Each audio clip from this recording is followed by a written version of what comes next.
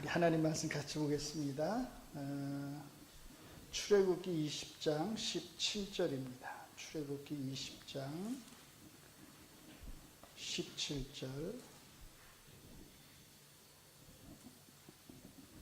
113면, 구약성경 113면 또는 112면 찾으시면 될 것 같네요. 출애굽기 20장 17절 한 절을 같이 읽겠습니다. 자, 찾으셨나요? 예, 같이 읽습니다. 시작. 내 이웃의 집을 탐내지 말라. 내 이웃의 아내나 그의 남종이나 그의 여종이나 그의 소나 그의 낙이나 무릇 내 이웃의 소유를 탐내지 말라. 아멘. 한 군데만 좀 더 볼게요. 로마서 7장입니다. 로마서 7장 7절로 9절의 말씀. 로마서 7장 7절로 9절의 말씀. 신약성경 240, 제 성경책으로 8면입니다. 248면, 로마서 7장 7절부터 9절까지 하나님 말씀을 같이 읽겠습니다. 시작. 그런즉 우리가 무슨 말을 하리요? 율법이 죄냐? 그럴 수 없느니라. 율법으로 말미암지 않고는 내가 죄를 알지 못하였으니 곧 율법이 탐내지 말라 하지 아니하였더라면 내가 탐심을 알지 못하였으리라. 그러나 죄가 기회를 타서 계명으로 말미암아 내 속에서 온갖 탐심을 이루었나니 이는 율법이 없으면 죄가 죽은 것임이라.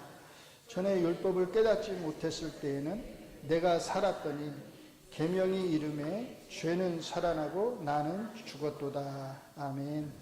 자, 프린트물 받으셨죠? 오늘은 제 10계명, 10번째 계명, 마지막 10번째 계명을 함께 생각해 보도록 하겠습니다. 자, 소요리문답 제 79문부터 81문까지 제가 문을 읽고 여러분이 답을 읽으시겠습니다. 제 10계명은 무엇입니까?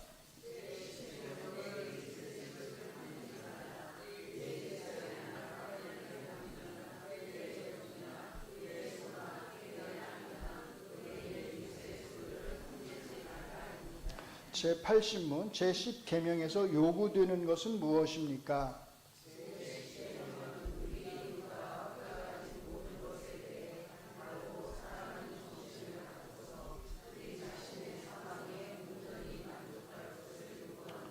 제81문, 제10계명이 금하는 것은 무엇입니까?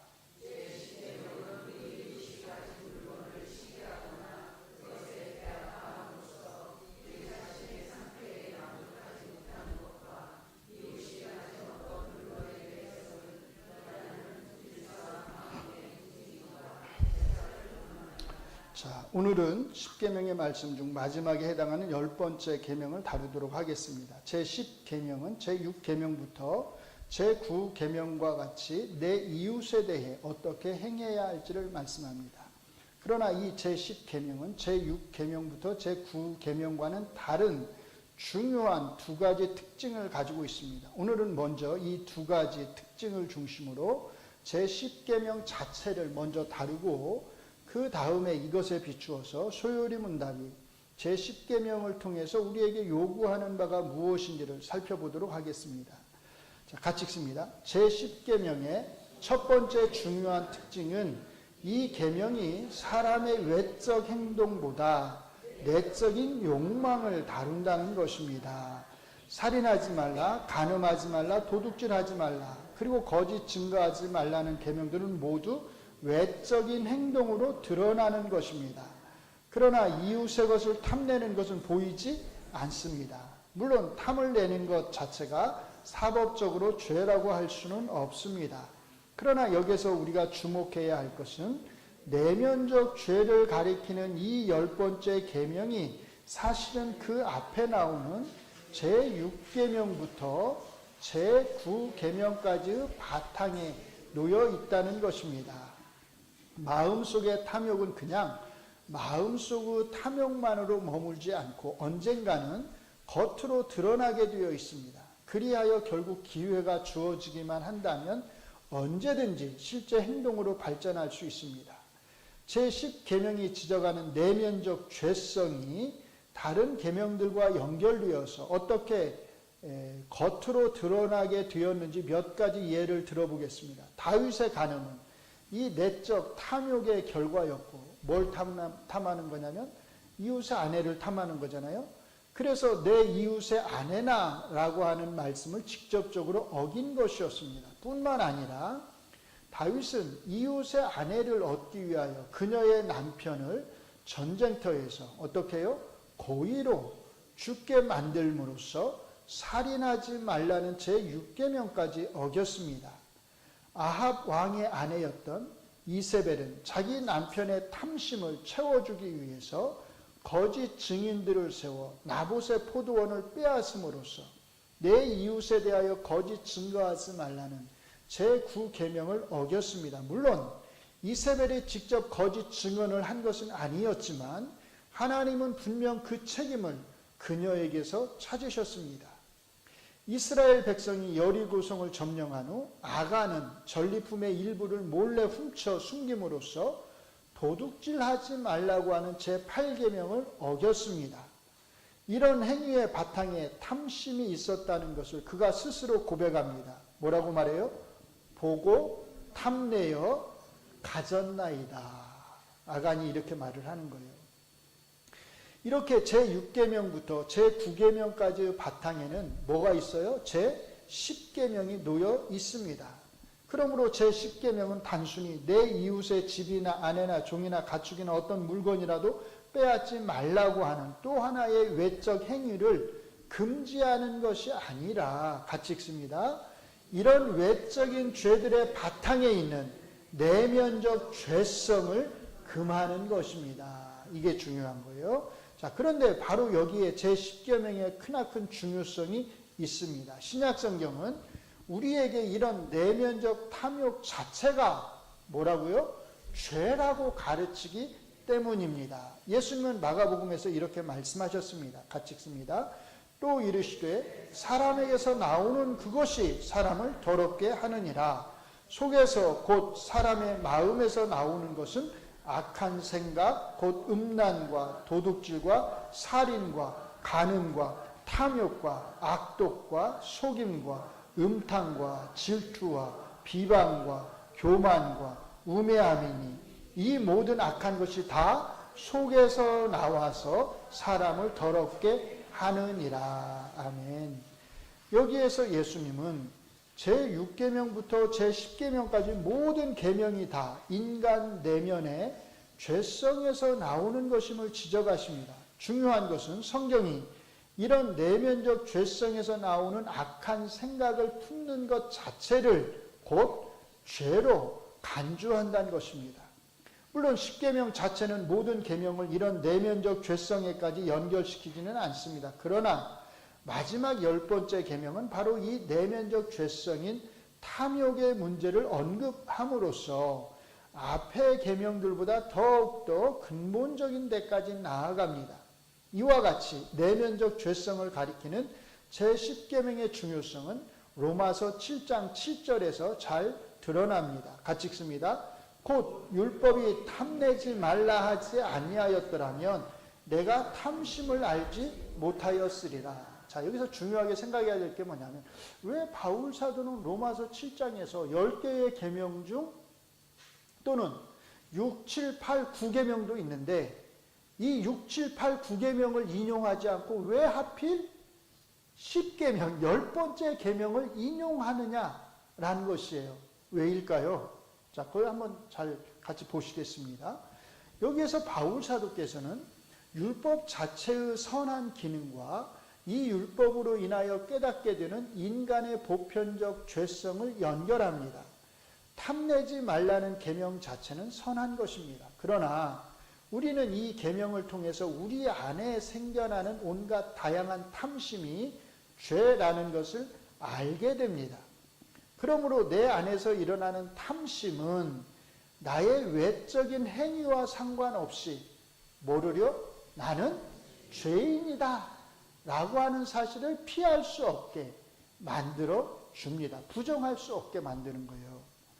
그러므로 여기에서 바울 사도께서 율법의 선함과 인간의 죄성을 다루면서 다른 계명이 아니라 6, 7, 8, 9계명이 아니라 이 제10계명 10번째 계명을 언급하시는 것은 매우 의도적인 것을 알 수 있습니다. 이렇게 제10계명의 계명은 은이네요. 앞의 계명들과 달리 외적 행위가 아닌 내적 동기를 가리킴으로써 신약의 관점에 비추어 볼 때 사실상 그 앞의 계명들 6, 7, 8, 9 계명이 구체적으로 다루지 못한 인간 내면의 죄성에 있는 뿌리를 드러내주고 있습니다. 그러니까 의도적으로 6, 7, 8, 9 계명 중 하나가 아니라 이 10번째 내면을 다루는 10번째 계명을 인용을 하고 있다는 거예요.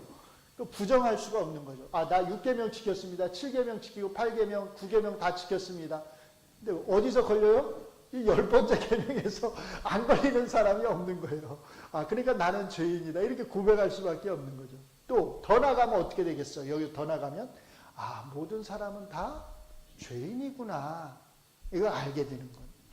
자, 같이 읽습니다. 그 다음 제10계명의 중요한 두 번째 특징은 이 계명이 우상 숭배와 관련이 있다는 데 있습니다. 골로새서 3장 5절은 이렇게 말합니다. 뭐라고요? 탐심은 우상 숭배니라. 탐심이 왜 우상 숭배일까요? 탐심의 바탕에는 같이 읽습니다. 하나님이 주신 것으로 만족하지 못하는 마음이 있기 때문입니다. 좀 더 나아가서 탐심은 하나님만으로 만족하지 못하겠다는 뭐예요? 불만의 표시이기 때문입니다. 그래서 하나님의 말씀을 어떻게 하면서까지라도요? 어기면서까지라도 내가 원하는 것, 내가 욕구하는 그것을 갖고 싶어 하기 때문입니다. 하나님의 말씀을 어기면서까지라도 라고 하는 말은 내가 욕구하는 그것을 뭐보다요? 하나님보다 더 높은 위치에 둔다는 뜻입니다. 그러므로 탐심은 뭐예요? 우상 숭배다 이렇게 말씀을 하시는 것입니다. 이렇게 생각하면 이 제10계명은 제1계명과 연결되는 것을 알 수 있습니다.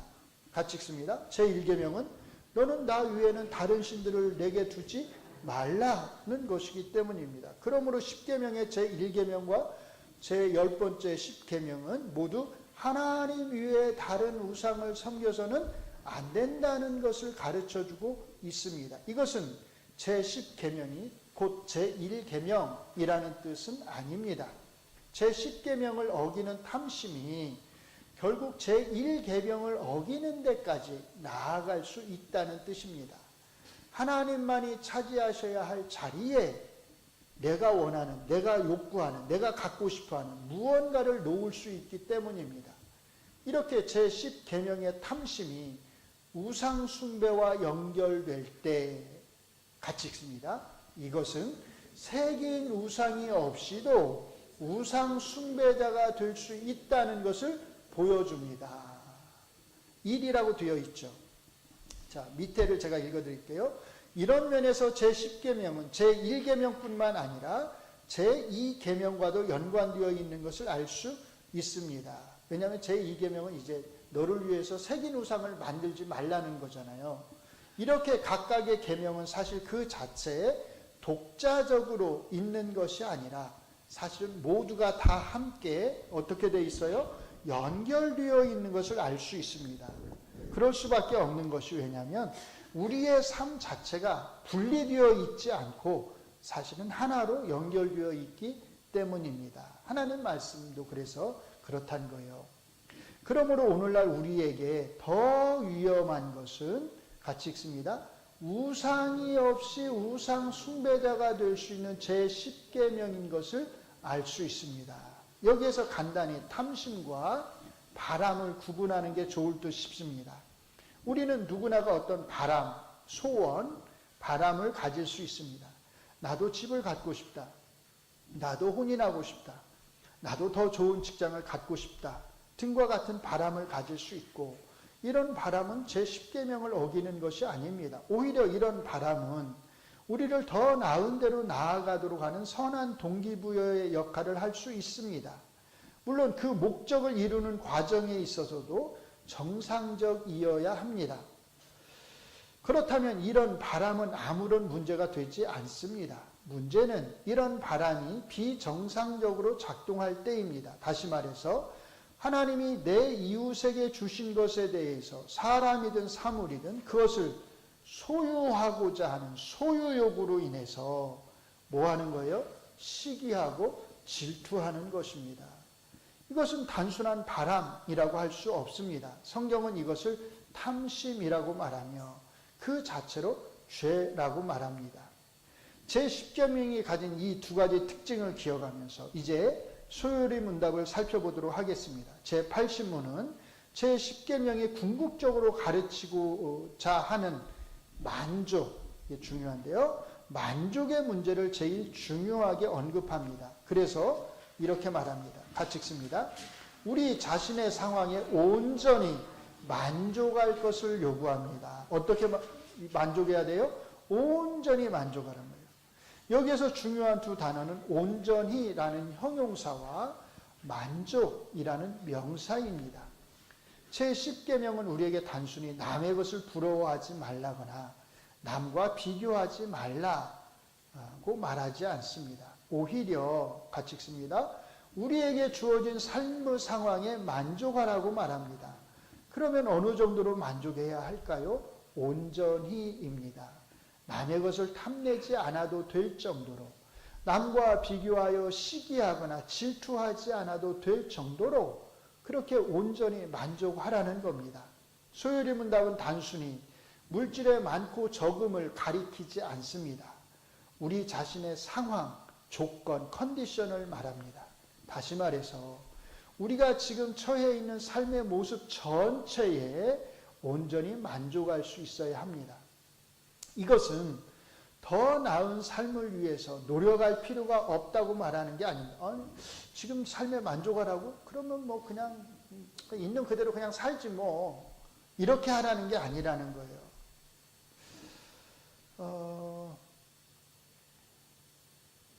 우리는 영적인 것을 포함한 모든 면에서 당연히 더 나은 삶을 위해서 노력해야 합니다. 그러나 그 노력의 동기가 같이 읽습니다. 다른 사람과의 비교를 통한 시기나 질투 또는 지금보다 더 나은 삶을 살고자 하는 불만족 등이어서는 안 됩니다. 나에게 주어진 현재의 삶이 나를 더 나은 삶으로 인도하시기 위한 하나님의 섭리의 과정이라고 하는 것을 인식하고 바로 이런 인식으로 인해서 지금의 상황에 온전히 만족할 수 있어야 합니다. 다시 말해서 같이 읽습니다. 하나님의 섭리를 믿는 사람은 현재 나에게 주어진 삶에 온전히 만족할 뿐만 아니라 더 나은 삶을 위한 노력을 멈추지 않습니다. 이렇게 되어 있죠. 밑에 읽어드릴게요. 여기에서 더 나은 삶이란 일반적 의미의 성공을 가리키지 않습니다. 오히려 나에게 주어진 현재의 삶도 하나님의 선하신 섭리 밖에 있지 않다는 것, 그 섭리 안에 있다는 것을 믿고 현재 나에게 주어진 형편, 조건 속에서 하나님이 맡기신 일을 묵묵히 성실하게 책임감 있게 해나가는 것을 가리킵니다. 이게 바로 더 나은 삶을 위한 노력이란 거예요. 그러므로 성경이 우리에게 자족에 대해 말할 때 그것은 지금 나에게 주어진 삶의 모습을 운명으로 받아들이라고 말하는 게 아닌 것을 알 수 있습니다. 바울 사도께서 빌립보서 4장 11절에서 같이 읽습니다. 내가 궁핍함으로 말하는 것이 아니니라. 어떠한 형편에든지 나는 자족하기를 배웠노라 라고 말하며 곧 이어 13절에서 내게 능력 주시는 자 안에서 내가 모든 것을 할 수 있느니라 라고 말했을 때 자족에 대한 이 고백의 바탕에는 운명이 아닌 하나님의 섭리에 대한 믿음이 있었던 것입니다. 아멘. 우리는 운명론자들이 아닙니다. 우리는 섭리주의자들이에요. 하나님이 내 삶에 간섭하신다.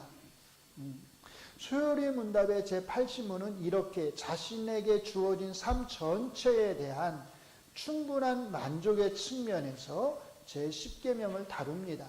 그러나 여기서 그치지 않습니다. 제10계명은 그 앞의 계명들처럼 하나님의 백성으로서의 사회적 공동체 안에서 이스라엘 백성의 삶의 문제를 다룹니다. 그러므로 소요리 문답은 이것을 확장해서, 이게 중요한데요, 같이 읽습니다. 우리 자신의 상황에 온전히 만족하는 것을 넘어서 우리 이웃과 그가 가진 모든 것에 대해 바르고 사랑하는 정신을 가질 것을 요구합니다. 나의 삶에 대한 충분한 만족은, 같이 읽습니다, 이웃의 삶에 대한 무관심에서 오는 게 아닙니다.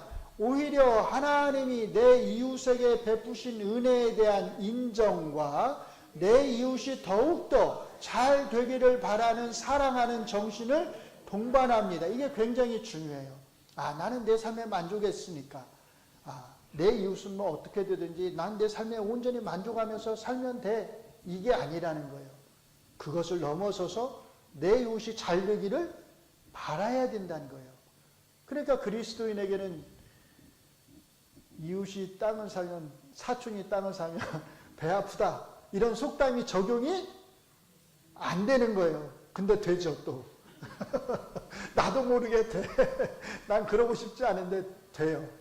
그럴 수 있어요. 우리는 사람이잖아요. 내 안에 있는 죄성이 나를 그렇게 이끌어가는 거예요. 그럼 어떻게 해야 되는 거예요? 그걸 인정하고 기도해야죠. 하나님, 제가 아직도 이 죄성으로 인해서 내 이웃이 땅을 샀는데 배가 너무나 아픕니다. 저도 사게 해주세요가 아니라 배가 아프지 않게 해주세요. 이렇게 기도하셔야 돼요. 자, 그 밑줄을 보셔요. 이제 그러므로 소요리 문답의 제80문은 하나님이 내 이웃에게 베푸신 그 은혜와 하나님이 내 삶에서 역사하시는 섭리를 모두 인정하는 그리스도인의 자세에 대해서 말한다고 할 수 있습니다. 하나님은 내 삶만 섭리하시는 분이 아니라 내 이웃의 삶도 섭리하시는 하나님이십니다. 그러니까 내가 그 하나님의 섭리를 믿고서 이웃이 잘 되기를 바랄 수 있는 것이에요. 제81문은 제10계명이 말하는 탐심이 어디에서 오는지를 말하며 그것을 금하고 있습니다. 크게 둘로 나누어 설명할 수 있습니다. 첫째, 같이 읽습니다. 우리 이웃이 가진 물건을 시기하거나 배아파함으로써 우리 자신의 상태에 만족하지 못하는 것입니다. 쉽게 말하면 뭐예요? 불만족인데 이 불만족의 원인이 남과의 비교를 통한 시기와 질투라는 것입니다. 남과의 비교는 내가 어떤 것을 얼마나 많이 가지고 있든지 간에 상관이 없이 탐심을 낳을 수 있습니다. 아합 왕은 다른 누구보다 많은 것을 소유했지만 자신이 가진 것에 만족하지 못하고 나봇의 포도원을 탐했습니다. 여기에서 배아파한다는 말은 남이 가진 것 때문에 슬퍼한다는 뜻으로 자신의 것에 대한 불만족을 표현하고 있습니다. 둘째, 같이 읽습니다.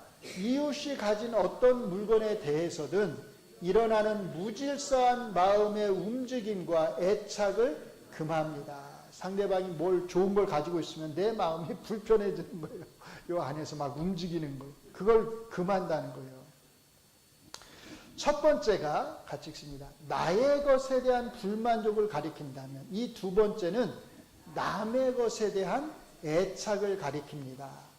나의 것에 대한 불만족이 그것으로 끝난다면 그나마 다행일 수 있습니다. 그러나 그것은 대부분 뭘로 이어지냐면 남의 것을 갖고 싶은, 나도 갖고 싶어 하는 그런 욕심으로 이어집니다. 여기에서 무질서한 마음의 움직임이란 남의 것에 대한 욕구로 인해서 내 안에서 일어나는 혼란스러운 충동을 가리킵니다. 쉽게 말해서 하나님이 정하신 질서와 한계를 벗어난 지나친 욕망이란 뜻입니다. 제81문은 부정적인 측면에서 이렇게 탐욕의 바탕에 있는 내면적 동기와 남의 것에 대한 애착을 지적하고 있습니다. 이제 마지막으로 제10계명에 대한 소요리 문답의 가르침이 우리의 삶에 어떻게 적용될 수 있는지를 간단히 생각해 보겠습니다. 오늘날 우리는 SNS를 통해서 개인의 삶이 선별되고 편집된 채로 노출되는 시대를 살고 있습니다. 이것은 우리가 원하든 원하지 않든 다른 사람의 각색된 삶, 각색됐다는 말은 편집됐지, 꾸며진 거죠, 사실은. 끊임없이 들여다보며 그것을 나의 삶과 비교하도록 요구합니다. 그래서 우리가 어떤 사람의 사생활이 TV에 나오는 거 보면 너무 행복한 것처럼 보였는데 몇 년 지나니까 어떤 소식이 들려와요? 이혼했더라. 이런 얘기가 들려오잖아요. 그렇게 행복해 보였는데. 근데 우리는 그렇게 각색된 그 장면만 보고서 그 삶과 내 삶을 뭐 하냐면 비교하는 거예요. 이런 과정에서 타인의 삶은 때로 과대 포장되기도 하고 이로 인해서 많은 사람들은 우리들은 어떤 감정을 느끼냐면 상대적 박탈감을 느끼는 거예요. 저 사람 저렇게 잘 사는데 저렇게 행복하게 사는데 나는 뭐 하는 거지? 이런 박탈감을 가질 수 있다는 거예요. 그리고 어떤 사람들은 그 타인의 삶을 동경해서 그것을 닮아가고자 추구하기도 합니다. 그 결과 자신의 형편에 맞지 않는 과소비를 하거나 타인의 삶을 흉내내기 위해서 무리한 빚을 내거나 타인의 성공을 따라하기 위해서 지나친 투자와 투기에 빠지거나 또는 자신의 외모나 직업을 끊임없이 타인과 비교하면서 살아갈 수도 있습니다. 그래서 죄송하지만 그런 농담도 있잖아요. 젊은 여자들의 얼굴이 다 거기 같더라. 이런 농담도 나오잖아요. 이와 같이 자신의 삶에 만족하지 못하고 타인의 삶을 닮아가고자 하는 것은 사회 공동체적으로 매우 큰 해악일 뿐만 아니라 같이 읽습니다. 그 사람 개인의 삶까지도 망가뜨리는 것일 수 있습니다. 계속 같이 읽겠습니다. 그에게는 그가 추구해야 할 삶이 있지만 그것을 하지 못하도록 방해하기 때문입니다.